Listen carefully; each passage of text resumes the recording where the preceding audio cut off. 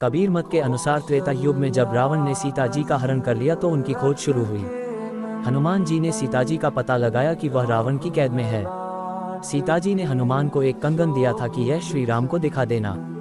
जब वे सीता जी की खोज करके लंका से वापस आ रहे थे तो समुद्र को आकाश मार्ग से पार करके एक पर्वत के ऊपर उतरे। वहां पास ही एक बहुत सुंदर निर्मल जल का सरोवर था। सुबह सुबह की बात है। जो कंगन सीता जी ने हनुमान जी को दिया था, हनुमान जी उसको एक पत्थर पर रखकर स्नान करने लगे। उसी समय एक बंदर आया और कंगन उठाकर भाग लिया। हनुमान जी की नज़र जैसे सर्प की मणि पर होती है ऐसे कंगन पर थी। हनुमान जी पीछे दौड़े। बंदर भागकर एक आश्रम में प्रवेश कर गया और उस कंगन को एक मटके में डाल दिया। वह बहुत बड़ा घड़ा था। जब उस कुंभ में हनुमान जी ने देखा तो ऐसे ऐसे कंगनों से वह घड़ा लगभग भरा हुआ था। हनुमान जी ने कंगन उठाकर देखा तो सारे ही कंगन एक जैसे थे। भेद नहीं लग रहा था। असमंजस में पड़ गए। सामने एक महापुरुष आश्रम में बैठे हुए दिखाई दिए। उनके पास जाकर प्रार्थना की कि हे ऋषिवर, मैं सीता माता की खोज करने गया था और सीता जी का पता लग गया है। एक कंगन माता ने मुझे दिया था, उसको रखकर स्नान करने लग गया। बंदर ने शरारत की और कंगन उठाकर इस मटके में डाल दिया।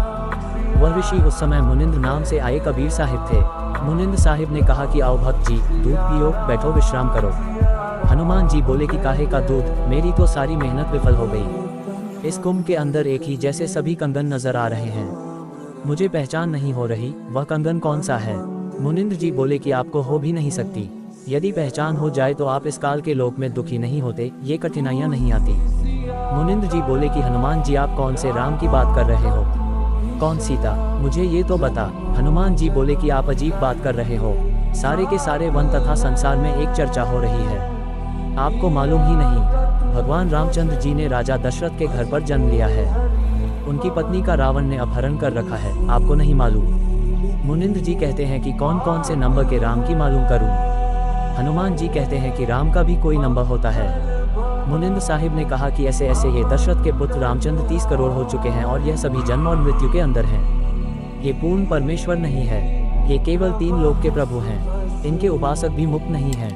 हनुमान जी महसूस करते हैं कि यह महात्मा बहुत अजीबोगरीब बात कर रहे हैं। हनुमान जी बोले कि क्या श्री रामचंद्र जी 30 करोड़ बार आ चुके हैं। मुनिंद्र जी ने कहा, पुत्र, श्री राम अपना जीवन पूरा करके जब समाप्त हो जाएगा उसके बाद फिर नई आत्मा ऐसे ही जन्म लेती रहती हैं और आती रहती हैं। ऐसे ही तेरे जैसे हनुमान न जाने कितने हो लिए।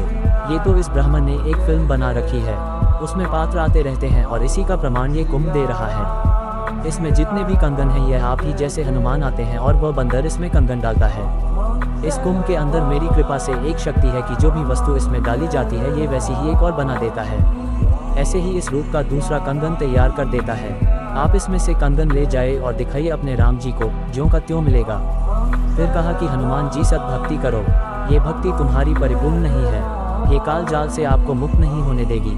हनुमान जी बोले कि अब मेरे पास इतना समय नहीं है कि आपके साथ वार्ता करूं, परंतु मुझे आपकी बातें अच्छी नहीं लग रही हैं। कंगन उठाकर चले गए। कुछ दिनों के बाद हनुमान जी अयोध्या त्याग कर एक पहाड़ पर भजन कर रहे थे। यही दयालु परमेश्वर अपनी हंस आत्मा के पास गए तथा कहा कि राम राम भक्त जी। हनुमान जी ने ऋषि की तरफ देखा। फिर हनुमान जी बोले कि मुझे ऐसा लग रहा है कि आपको कहीं पर देखा हो।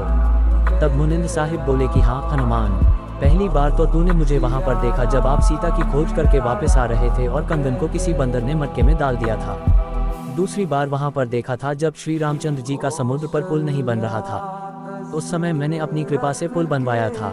मैं वही मुनिंद्र ऋषि हूँ। हनुमान जी को याद आया।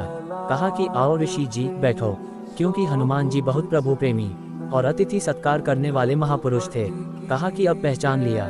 मुनिंद्र जी फिर प्रार्थना करते हैं कि हनुमान जी जो आप साधना कर रहे हो ये पूर्ण नहीं है, ये तुम्हें पार नहीं होने देगी, ये सर्वकाल जाल है, सारी सृष्टि रचना सुनाए। हनुमान जी बहुत प्रभावित होते हैं। फिर भी कहा कि मैं तो इन प्रभु से आगे किसी को नहीं मान सकता। हमने तो आज तक यही सुना है कि यह 3 लोक के नाथ विष्णु हैं और उन्हीं का स्वरूप रामचंद्र जी आए हैं। अगर मैं आपके सतलोक को अपनी आंखों देखूं तो मान सकता हूँ। कबीर साहिब ने हनुमान जी को दिव्य दृष्टि दी और स्वयं आकाश में उड़कर सतलोक पहुँच गए। पृथ्वी पर बैठे हनुमान जी को सब वहाँ सतलोक का दृश्य दिखाया। साथ में ये 3 लोक के भगवानों के स्थान दिखाए और वह काल दिखाया जहाँ पर 1 लाख जीवों का प्रतिदिन आहार करता है। उसी को ब्रह्म, अक्षर पुरुष तथा ज्योति स्वरूपी निरंजन कहते हैं। तब हनुमान जी ने कहा कि प्रभु नीचे आओ, क्षमा करना, दास ने आपके साथ अभद्र व्यवहार भी किया होगा, दास को शरण में लो। हनुमान जी को प्रथम नाम दिया, फिर सत्य नाम दिया और मुक्ति का अधिकारी बनाया।